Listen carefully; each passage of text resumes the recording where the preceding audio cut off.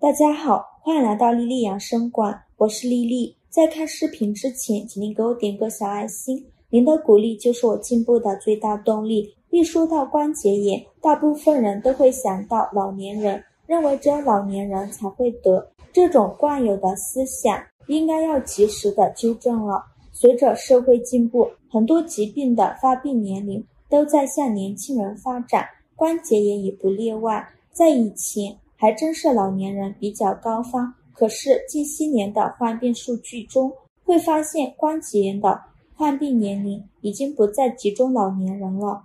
可以说任何一个年龄阶段的人都有可能发生关节炎，也就意味着不论多大年龄，不重视骨骼保养，就有可能被关节炎盯上。今天我就给大家分享一个对关节炎非常有用的食谱，关节炎疼痛的时候立马抹一抹，疼痛立马就能缓解了。一起跟着视频来看看我是怎么做的吧。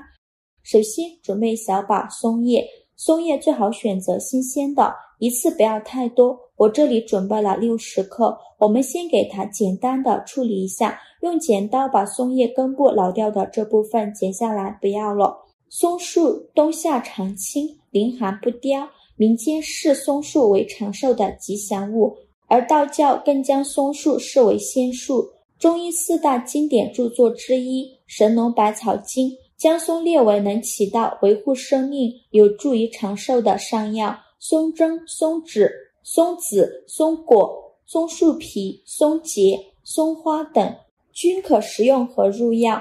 明代李时珍在《本草纲目》里说，松叶性温苦，无毒，入肝胜肺，脾储精，治各脏肿毒、风寒湿症。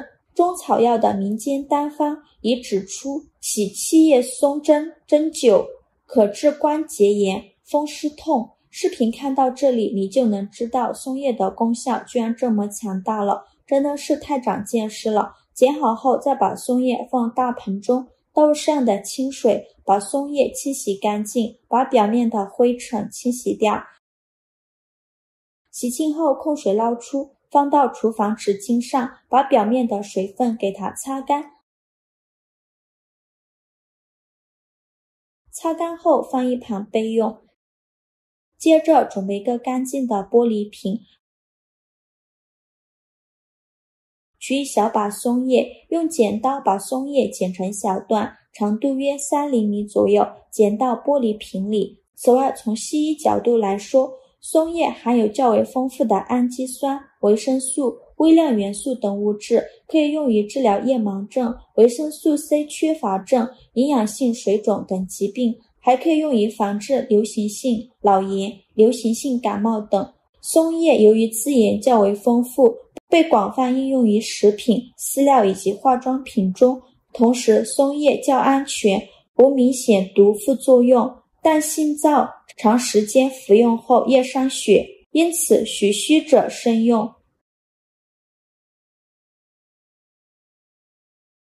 松叶剪好后，往里边倒入适量的油，这里的油可以用一般的食用油，如果家里有橄榄油的话，用橄榄油效果会更好。油的量要没过松叶，大约是300毫升左右，再盖上盖子密封起来。接着再准备一个干净的锅，在底部垫上一块毛巾，把做好的松叶油放到锅里，再倒入适量的清水，没过玻璃瓶的2/3处，先开大火把水烧开。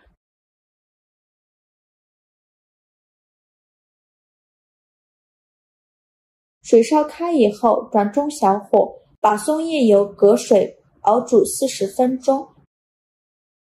时间到，我们来看看，现在可以明显的看到松叶颜色已经从绿色变成黄色的了，而且还有很多的泡泡，这个时候就已经可以了。接着打开盖子，给它稍微放凉，晾至不烫手的时候，再往里边加勺蜂蜜，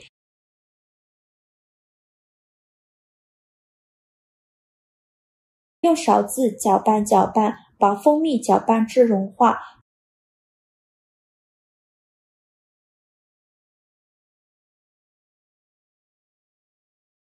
蜂蜜搅融化后，再加2勺海盐，继续用勺子搅拌，把海盐搅拌至融化。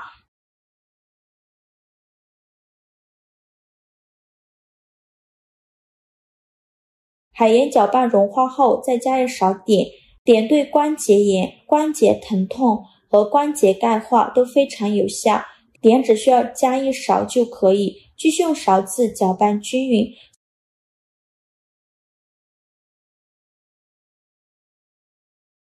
像这样非常有用的药膏就做好了，这个松叶可以过滤出去，也可以直接放在瓶子里，用油泡着，泡的时间越久，效果就会越好。用这个方法做的药膏保质期很长，盖上盖子密封起来，放阴凉处保存，放6个月到1年都不会坏。如果有关节炎或者是风湿病的，我们每天必须用这个药膏涂1次。我现在再来说一下它的用途。在晚上将这种药膏涂抹在关节处或者肘部、肩膀、颈椎、脚趾和所有疼痛的部位，涂抹的时候用手按摩一下，让皮肤把松叶油完全吸收。每天晚上睡前涂好，第二天起来洗干净就可以。当你涂完这个药膏时，你的关节和骨骼会越来越强壮，对关节炎、风湿、痛风都有很好的效果。这个药膏可以一直用到没有，因为是外用的，所以没有固定的时间，可以天天使用。喜欢的朋友就赶快收藏起来试试吧。好了，今天视频就分享到这里了。如果您觉得我分享的视频对你有帮助的话，请您给我点个赞吧，或者是订阅我的频道。我每天都会分享不一样的美食视频。我是丽丽，非常感谢您的支持，咱们下个视频见，拜拜。